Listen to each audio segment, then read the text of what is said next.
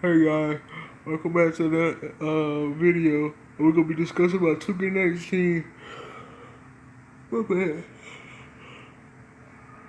I'm so tired, man. I don't understand. But yeah, some information jotted off for 2K19. Big shout out to Gentile screenshotted it all. We're gonna be diving into this is gonna be a quick video, so make sure you screenshot what you see on the screen right here. I'm gonna go to the takeover. Cause I saw something interesting about some ankle breakers and stuff like that. I hope y'all wanna hear. But y'all can screenshot this part. I'm gonna dissect this NBA takeover system. One of the more notable changes coming in 2K19 is a new game system that celebrates the idea of an NBA player can take over a game at any time. This is a takeover concept as more nonsense on that take on that fire system, that arcade classic NBA jam. The way takeover works is players of each archetype have unique ways to exert their dominance during the game. For instance, playmaker take over a setting up teammates for easy buckets. Rim protectors changing the trajectory of the game by locking down the paint. As the player exercises his will gain against the opponent, usually specialties. I don't, I don't. Let me know in the comment section. Like, come on, this is. He builds up and take over meter.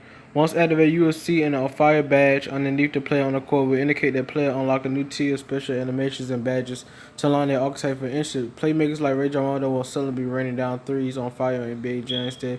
They may get diamond ankle breaker boost. Is they bringing back the grand badge? Something like that. I think they is. Hold the left bumper button. You can check where all your players on the court are on turns and activating their takeover. Multiple players on the same team can activate takeovers at the same time, as well making some intriguing combination. But beware, if your players struggle, they can also develop cold streaks. These diminish gradually over time, but you can try to accelerate coming out of their funk by calling the timeout. I like it. It's a little meta game to think about how you play with players, Wang says. Dramatic reducing clipping. To switch these new motion systems, NBA 2K18 brought some unexpected problem. Emissions. What? Emissions was often shadowed due to excess clipping where limbs, head, basketball morph through player bodies, making it worse. These rough animation was just limited to high traffic areas. We saw them in one-on-one situations at the perimeter as well. It was embarrassing, Wayne admits, but there was a bug that we didn't find until very, very late. The collision detection. That's another thing that we're working on right now. We're spending a lot of time trying to make sure you just can't go through players and stopping them when you try to run into guys. I only play 4 or 5 games of 2K19, so I'm reporting of a small sample size, but during each game I pause and watch instant replays when bodies clash in the paint and on the perimeter to see if the collisions will still compromise.